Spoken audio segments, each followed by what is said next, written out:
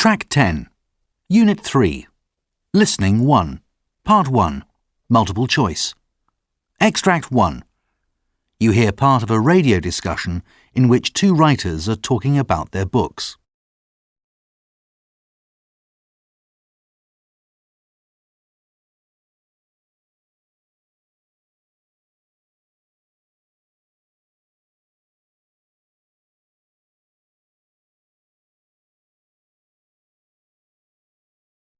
The last book I wrote was something my publisher asked me to write, about the River Thames and its history, and it wasn't a passion of mine, that sort of thing.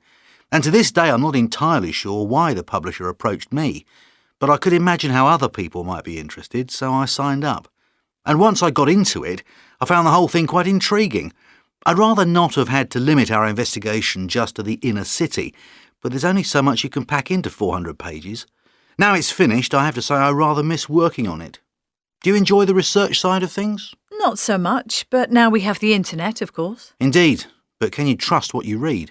The way I see it, the internet's given us access to limitless knowledge. If only we'd had it when I was first starting out, it would have saved me countless trips to the library and a lot of time and effort. Sure, you have to check and cross-reference things, but I can live with that. Extract 2.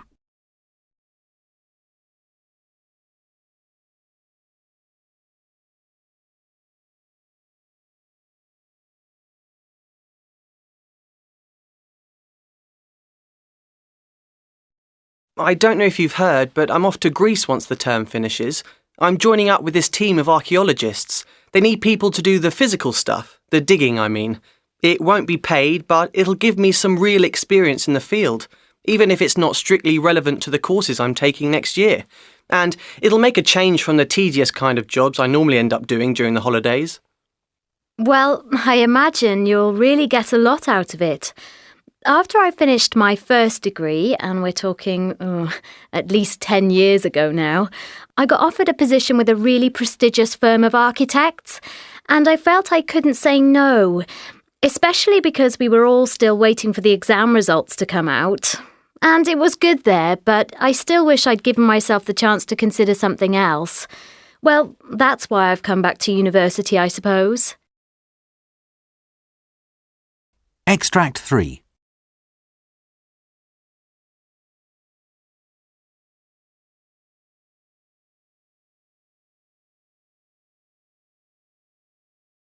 If you only hang out with other game designers, if gaming is your entire world, that's actually going to work against your development.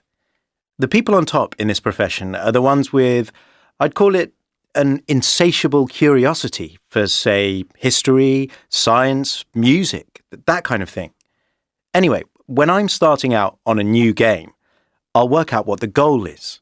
That's my priority. So, for example, for my last game, it was the idea that man is a part of nature, not separate, and I'll go from there. The people and the overall image come later down the line. I probably have a similar approach, and I agree that whatever you're designing, be it a first-person shooter, action-adventure, role-playing, whatever, if you want to become one of the great game designers, you need a great deal of general knowledge and an inquiring mind. A good grasp of behavioral psychology is also essential. Without this, you won't convince anyone, and playing a game without conviction is rather pointless.